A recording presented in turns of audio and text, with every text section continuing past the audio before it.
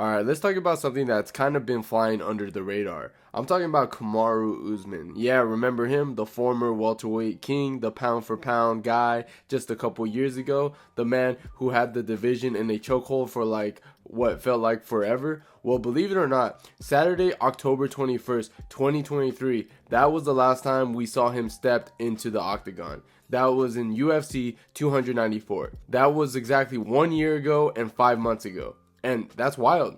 That was a short notice fight with Khamzat Chimaev. Usman took it in 10 days notice, just rolled out of bed, no real camp, moved up to middleweight, and almost beat one of the most hyped undefeated killers in the UFC. He made it a competitive fight, which most people didn't even expect. Some folks even scored it for him, and then poof, he's gone. Where is the man? Where did he go? I'm serious. Somebody slap his face on a milk carton and hang it up outside the Performance Institute, saying missing since 294, last seen outstriking Hamza on short notice. Now here's where it gets even crazier. Despite being inactive for over 500 days, Usman is still ranked in the top 5. Number 4 at welterweight. You heard that right. A guy who hasn't fought at the welterweight since he lost the belt is still sitting pretty much in the top 5 like nothing happened. That's how deep his legacy still runs in this division.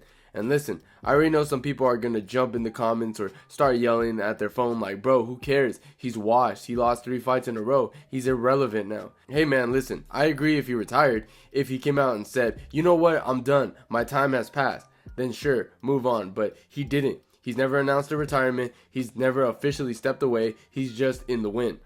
What's the game plan? Is he training? Is he recovering? Is he negotiating behind the scenes? Is he looking for the perfect matchup to jump back in there? Because here's the thing. He still got it. That Hamza performance, arguably the best version of him we've seen of pure technical standpoint. The calmness, the composure, the reads, it was all there.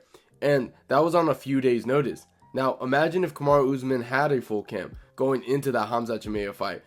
Imagine if he had a real 8 to 10 week proper prep, fully dialed in, no jet lag, no short notice fight. Man, I honestly think he would be a major problem for 185. And yeah, I know what you're thinking, dude, he's got no knees, he's 38, let it go. But listen, that Hamza fight showed me something. On short notice, no camp, no moving up weight class, and he still made it razor close. That proves that he can compete with the best of the middleweight division. And honestly, it kind of bugs me how quickly everyone wrote him off after that. The potential was right there, right in front of us. We saw glimpses of what Usman could potentially do at 185, and to me it's frustrating because I think we never got to see the full version. Not the short notice fill-in guy, but the real prep version of Usman at middleweight. That version, I think, could have gone on a serious run, man. Look, I'm not saying that he would have became champion for sure, especially at this stage of his career, but I do think he has much of a better shot at gold in the middleweight division than at the welterweight division. At 170, it felt like the division was starting to catch up to him. Bilal's evolving, Sean Brady's a tank, and the new generation just kind of have his number now, I think. I think even the rankings have it right. He's probably sitting at 4th for a reason.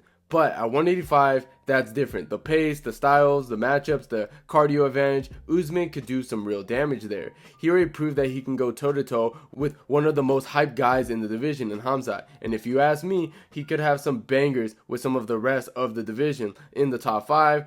Picture Usman versus Whitaker or Usman versus Dricus. You're telling me that wouldn't be fun? Come on, man. And again, I'm not saying that he's going to go undefeated or be dominant, but he could make waves. He could shaking things up. The potential was there. And I just feel like we never got to explore it because he disappeared right after the Chimaev fight. And it's been over a year and we've heard nothing. And it's just a weird legacy moment, like a chapter that never got written. And look, man, here's another thing I forgot to mention earlier. I said Usman was missing, he's off the grid, but let's be real, he's not completely gone. That was just me joking around. If you really pay attention, he's still out there just kind of hiding in plain sight. He pops out on this podcast that he does with Henry Cejudo, that nice little niche show that no one really watches unless you're scrolling deep on the MMA YouTube, and every time he shows up, he's still talking about the welterweight division. Bro, we get it. You're still mentally at 170. You're not fooling anybody. You keep bringing up guys like Sean Brady, Bilal Muhammad, Joaquin Buckley, just throwing shade. keeping your name in the conversation. And look, I'm all in for trash talk. I actually love it, and I think a lot of us do, because it builds hype. It makes it spicy, but it hits different when you haven't fought in over 500 days. It's hard to take it serious when the guy talking the most hasn't stepped in the cage over a year and a half. Now, I'm assuming like everyone else that it's probably injury related. His knees are shot. We all know that, but it's not like he's getting any younger either. He's 37, pushing 38, and he's just on the sideline right now, talking like he's still running the division. And look, man, I mean, at least Henry Cejudo came back, right? And don't get me wrong, Henry didn't look amazing. His age was showing. His speed wasn't quite there, but credit where credit's due. He showed up. He fought twice since the last time Usman stepped into the cage. That's saying something. And this is a guy, Kamaru Usman, who's used to being one of the most active fighters in the UFC. He was fighting everybody, taking out contender after contender, and now he's just hovering this weird limbo. It's like, what are we doing here? He keeps calling out these young guys, keep saying that this is my division. But man, it's kind of boring at this point. Like, do you actually believe that? Do we believe it at all? Because honestly, I don't know if Usman really wants to be a champion again. I'm not saying he's scared or anything like that, but just based on how things look, I don't see the same fire. Because if he did want it, I think he would go to 185 again. Middleweight would make more sense right now. He proved that he can hang in there. Yeah, it's still dangerous, but those guys are slower, they're less skilled, they're not as crisp or as fast as the new wave at 170. Because the welterweights down there are younger, faster, deeper than ever. You got killers coming up left and right. I mean, Bilal's the champ, you got Shavkat, Sean Brady, JDM, and they're all hungry. Middleweight might actually be a better lane for him at this point, but he's still stuck in this welterweight mindset, still calling himself the king of the division. He hasn't ruled in years, and I don't know, it's just weird to see. So yeah, Usman's still around, still talking, but if he's serious about making a run, he's got to show us something, because right now it's just words, and time is not waiting on anybody. And man, here's another thing I've been thinking about. And I'm not going to beat around the bush here. Usman's on a 3-fight losing streak. That's just the reality. And yeah, I know people will say, but he looked good against Hamza. Yeah, he did. And I 100% agree. He looked sharp for a guy who's stepping in short notice, moving up a weight class, no real camp. But still, it was another L. And at the end of the day, no matter how close that fight was, no matter how solid his performance was, he's still racking up losses. The problem is, at this point in his career, he really can't afford to lose another one. Doesn't matter if you're a former pound-for-pound #1, a dominant champion, a fan favorite. Once the momentum starts shifting and you start stacking losses, it's hard to climb your way back up to the elite conversation. And the worst part, he hasn't been active. We haven't seen him compete in over a year and a half. So even if you're holding on to that last performance against Hamza as a sign of hope, that was a while ago now, man. That's not fresh anymore. And look, I'm not even saying it's all his fault. Injuries, wear and tear, life outside the cage, it all adds up. The dude's 38 years old now. That's not young in fight years, especially when your whole style is built on pace, pressure, wrestling, cardio, all the things that start to fade once your body stops cooperating. And it just bugs me that he's been talking all this crap about these welterweights, even though he hasn't been there. And if he's planning on returning to the welterweight division, I just don't know if I see him being some of these newer guys.